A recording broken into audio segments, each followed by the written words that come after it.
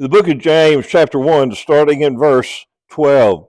Blessed is the man who remains steadfast under trial, for when he has stood the test, he will receive the crown of life, which God has promised to those who love him. Let no one say when he is tempted, I am being tempted by God. For God cannot be tempted with evil, and he himself tempts no one. But each person is tempted when he is lured and enticed by his own desire. When desire, when desire has been conceived, gives birth to sin. And sin, when it is fully grown, brings forth death. We've been talking about sin for the last few weeks. We've talked about the sins of the mouth. We've talked about the sins of the mind. We've talked about the sins of our actions. Today we'll switch course a little bit and we'll talk about possibly all three of these in one subject. It's a subject that's very dear to me because it's been a part of my family for a number of years. Drunkenness. What does the Bible say about drunkenness? Galatians chapter 5, verses 19 through 21 includes drunkenness in a list of sins. In Luke chapter 21 and verse 34, but watch yourself, lest your hearts be weighed down with dissipation and drunkenness and cares of this life, and that day come upon you suddenly like a trap. Let us walk, Romans 13:13, let us walk properly in the daytime, not in the orgies and drunkenness, not in sexual immorality and sensuality, not in quarreling or in jealousy. 1 Peter chapter 5 and verse 8. Be sober-minded, be watchful. Your adversary, the devil, prowls around like a roaring lion, seeking those whom he can devour. 1 Timothy chapter 5 and verse 23. No longer drink only water, but use a little wine for the sake of your stomach and your frequent ailments. Romans 14:21. It is good not to eat meat or drink wine or do anything that causes your brother to stumble. And we can go on and on and on with these things, couldn't we? Many times in the Bible, it talks about drunkenness. People will say, well, you just read what Paul wrote to Timothy about using a little bit of wine for your stomach's sake. There's a difference in using alcohol as a remedy for sickness and one of a remedy for a bored life. You see, I said this has been very near and dear to me and in my family. I grew up with one set of grandparents. And I should rephrase that because I was but just a teenager, a very young teenager, when my grandmother and grandfather that I knew passed away. But there was a set of grandparents that I never knew. And we found out years later that they had died before I was ever born, so I wouldn't have known them anyway. But they were alcoholics, both of them. We found a sister of my dad's who grew up in the family. She had pictures of my grandfather. Every picture was at a bar.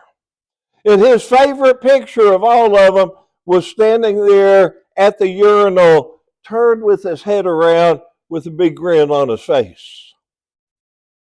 But you see, they died before I was born because of cirrhosis of the liver, which is brought on by excess drinking. So even had my dad grown up in that family, I wouldn't have known them.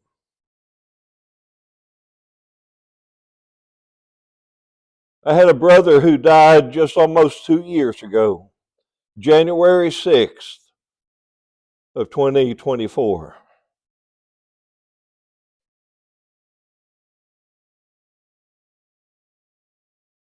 He was an alcoholic. He didn't die because of alcohol, though. He had drank for about 30 years. Very bad alcohol problem. And in fact, at his funeral, when I spoke to several of his friends, they said, you know, your brother admitted to us that he was an alcoholic. And we were so happy when he stopped drinking. But you see, he didn't stop drinking until he went missing. And my mother called me one day and she said, I just want you to know your brother's missing.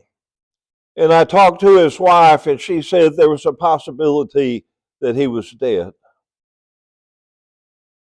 And this was back more than 30 years ago.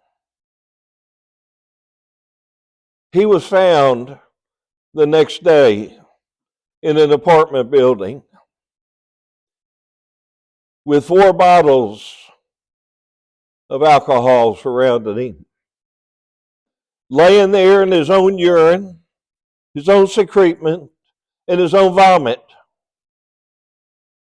Somebody said, you're being awful crude there. That's how he was found. I'm being honest. My mother thought he was dead. She went over and picked his head up, and he opened his eyes. And he said, Mom, I want to go home. Which meant he wanted to come back to Texas. We had left Texas when he and I were just young kids to move to New York. But he wanted to come back to Texas. He had a college degree he never had used in teaching. He came back to Texas. His wife stayed there and sold everything and eventually met him back here. But from that day when my mother picked his head up and he said, I want to go home, he never touched another drink of alcohol.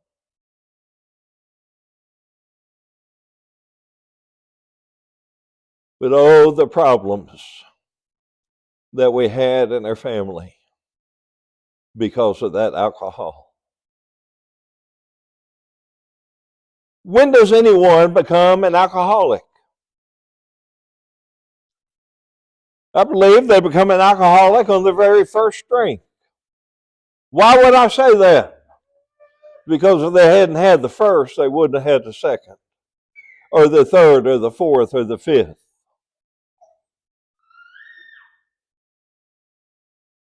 Alcohol is something that's very dangerous. In fact, last year, in the year 2024, 13,000 people lost their lives because of drunk driving. That doesn't include the people that were drunk. That was just them killing somebody else. And if you put that into perspective, in a whole year, 13,000 people. That means 1 every 45 seconds of the year. Somebody dies because of a drunk driver.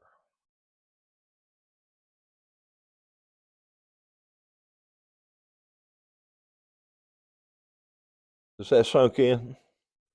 Every 45 seconds. That means if I'd preached 25 minutes this morning, in that 25 minutes, there's going to be over 40 people killed because of drunk driving. And that's scary, isn't it? We've all probably seen them out on the road.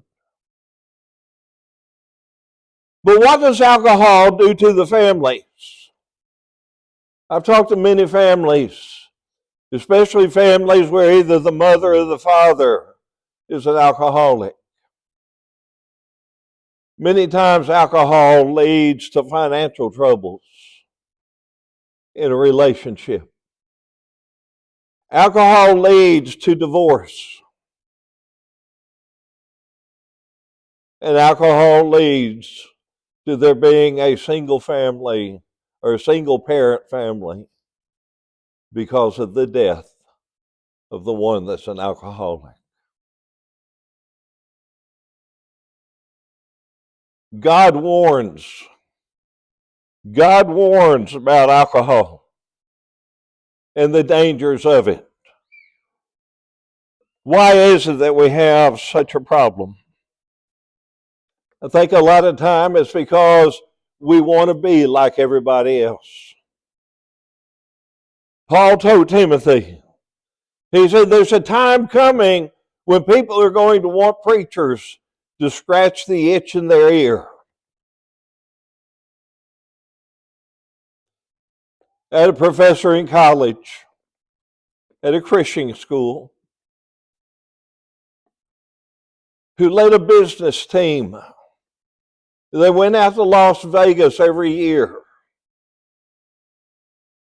And the first night of them being out there, all of the teachers that brought students to the competition all met together and kind of just had a little social. He said he never did drink. He said, but one night he realized as he was walking around the room that he had a glass of water, but there was an olive in it. And what was he doing? What was he doing? Was he not walking around saying, I don't want to be different than everybody else? He's one that admitted this, okay? I'm not telling tales on it. I'm not saying this is what he was doing. He said he admitted it, that I realized I was making it look to everyone else like I was drinking. He said he went over and he put that glass down. And he said, from that point on, every time we got together to have that social, I had nothing.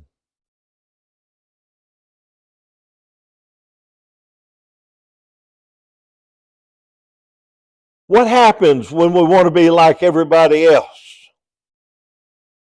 What would happen if I went down to a local bar today and started drinking, and people that I knew came into the bar? What would they do? They would look at me and say, it must be okay, the preacher's doing it.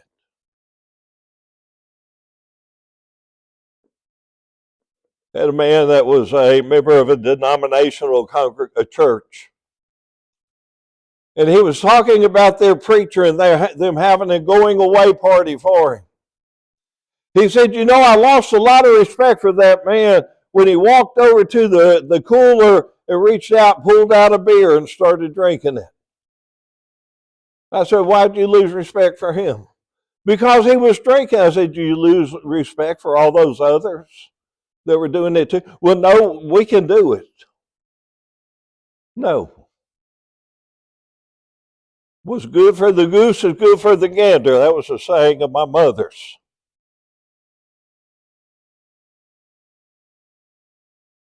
God said, stay away from drunkenness.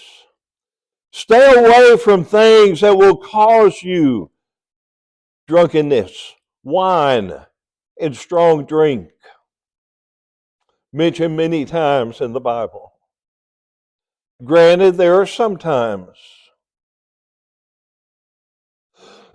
when the fruit of the vine, grape juice is mentioned, and people take that to be wine. I can tell you of another professor that I had in college that I sat in a workshop class with him one time. And he went through the scriptures and he said, I'm not going to tell you it's a sin to drink, but he said it's a sin to get drunk. And again, I go back to when was the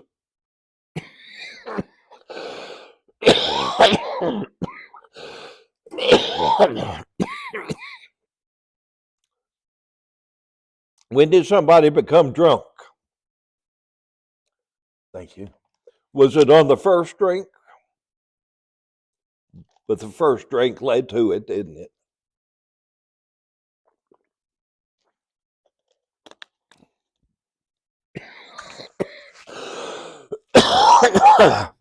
And by the way, that actually is water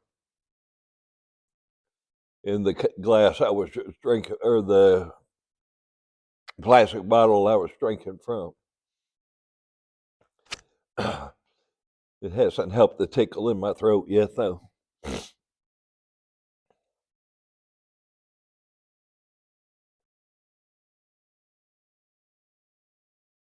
The Bible says stay away from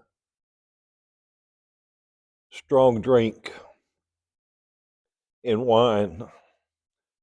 Anything with alcohol in it is a strong drink that we need to stay away from.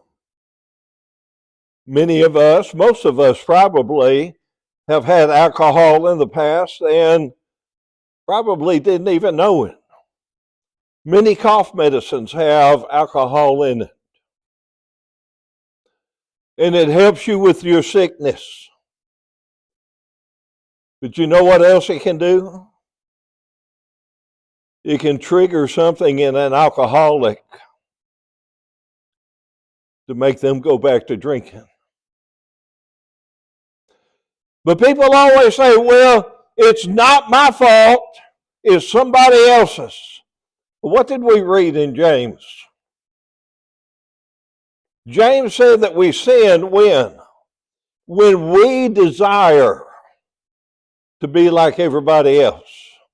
When we desire to do the temptation that's put in front of us.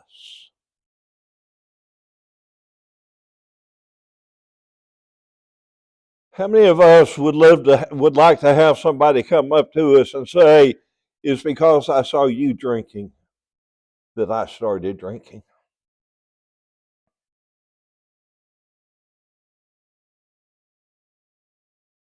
But you see, it happens.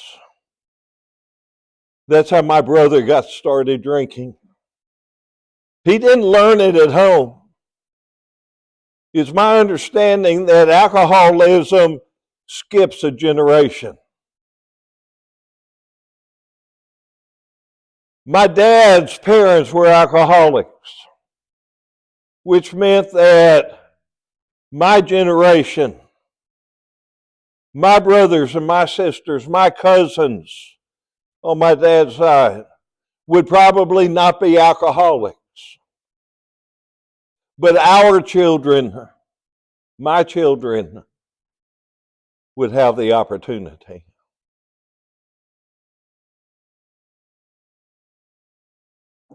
That scares me.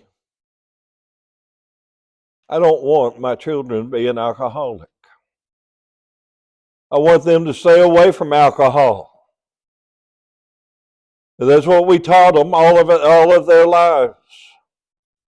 To stay away from it. Look what's happened. Look what's happened in our family, and look what it's caused. There was a literal fight going on between my brothers and my oldest brother. You see, when he came home from college, I was in college. He'd been home about a year when I got married. And so I didn't live at home during those times of his alcoholism. But my younger brothers did. There was a hatred.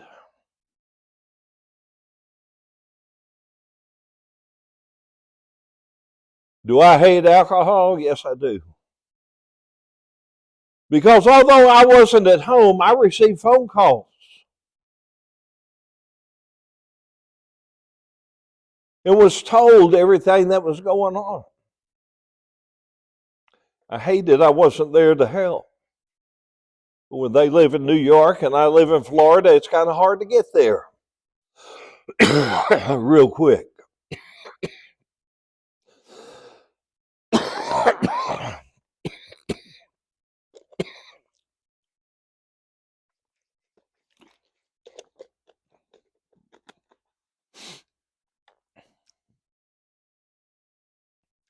Alcohol causes problems.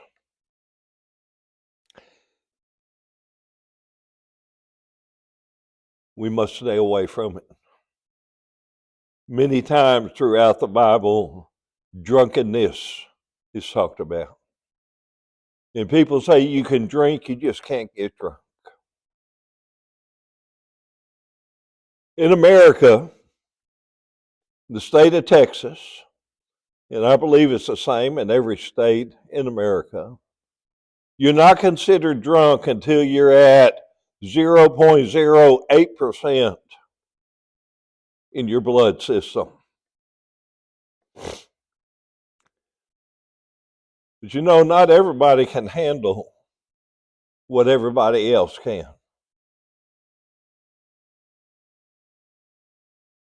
Some people get drunk on the very first drink. Others have to get 2 or 3 drinks before they start feeling the effects.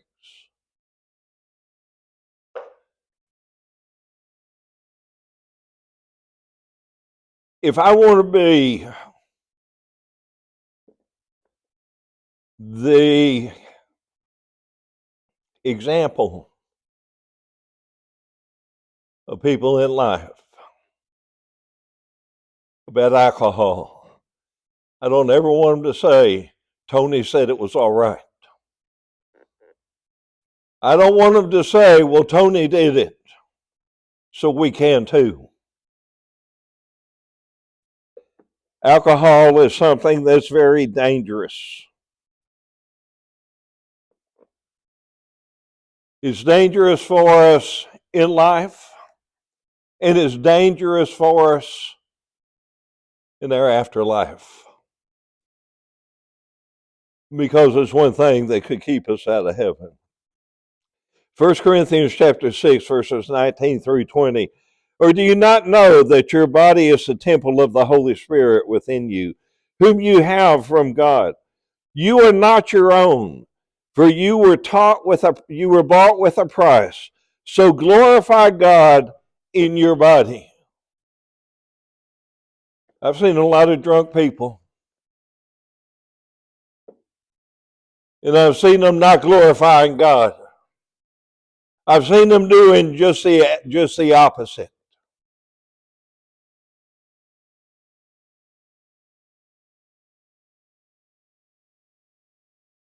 I've gotten phone calls from parents.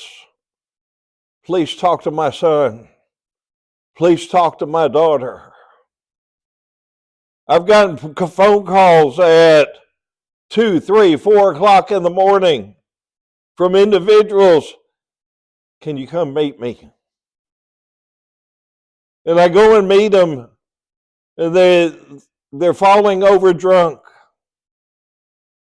I don't like doing this. How can I stop? I said, I can get you into rehab. But the only way you can stop is for you to want to stop. Because if you don't want to stop, you're not going to do it. It's the same thing with drug addicts. If you don't want to stop, you're not going to, no matter what you say. You have to have that strong desire to get away from it.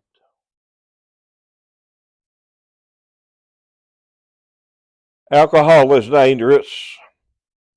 It's dangerous for your life. It's dangerous for your soul.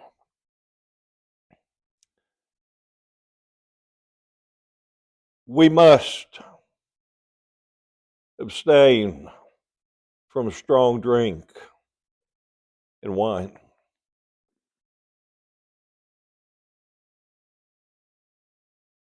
Do you want to hear the words, enter in, my good and faithful servant?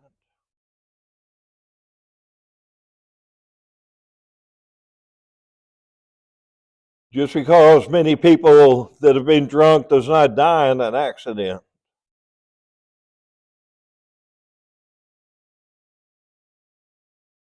Many of them die because of alcohol. Maybe it's just their health. How would you like to feel, or how would you feel if you were drunk and you had an accident that killed somebody? I'm telling you, I'm a tender-hearted person.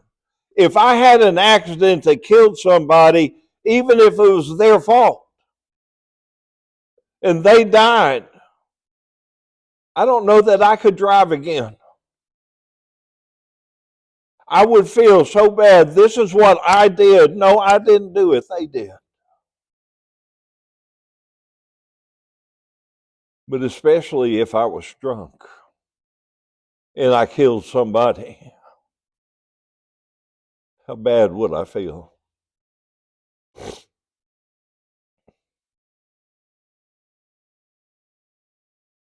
I've had to go to the county jails,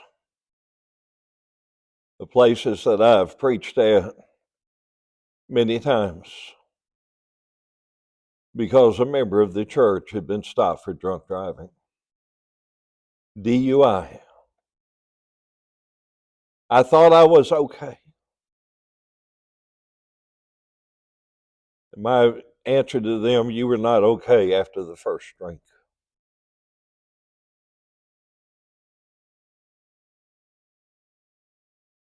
Alcohol is dangerous.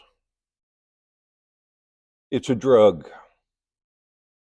It's a drug just like cocaine, marijuana. They're even thinking of legalizing marijuana today. Why not? They've already okayed many other drugs, alcohol being one of them. We as Christians don't need to be like everybody else. So the Israelites told Samuel, we want a king. He said, why do you want a king? They said, because everybody else has a king. God told Samuel to tell them what a king would do, and Samuel told them, they said, we don't care. We want a king. We want to be like everybody else. I want to be like Christ. You see, there was a time in my life that I wanted to be like other people. But I outgrew that. And I don't want to be like other people today. I want to be like Christ. I'm not going to be perfect. But because God loved me enough to send His Son to come and to die on the cross, through God's grace, when I obeyed the gospel, my sins were forgiven. And by the grace of God, when I continue to sin and I continue to ask for repentance, He forgives me if my heart is right.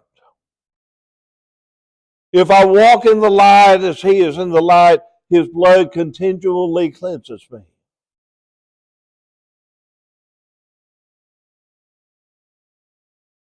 But I've got to stop doing that. That's bad. I've got to stop sin. We've looked at all sorts of sins over the series of lessons. We've looked at many of them that aren't talked about anymore. And I'm afraid alcohol is one of these sins that preachers don't preach against anymore because there's a great number of Christians who open up the bottles and drink them.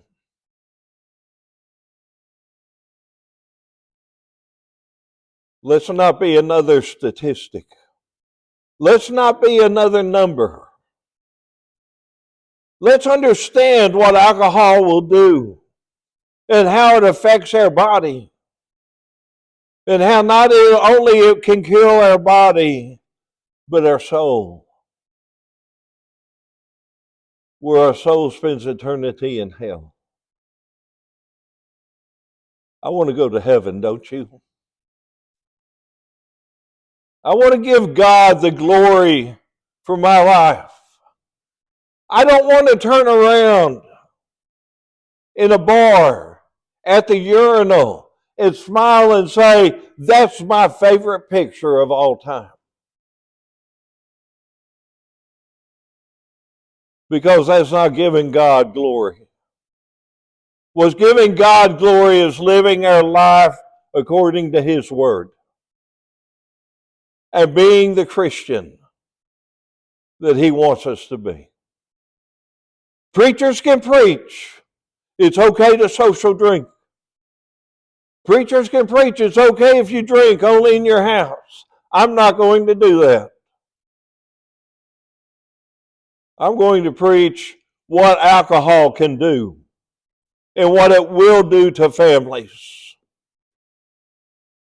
if we're not careful. And what it'll do to individuals for eternity. Life here is but a vapor that's just for a short time. Eternity is forever. I know you probably think this sermon has gone on for eternity, because I don't usually preach this long. But it's something that I feel important that we need to teach and we need to talk about. Our souls depend upon that. We always want to offer an invitation when we come together. We're going to do so at this time. If you need to respond, do so as we stand and as we sing.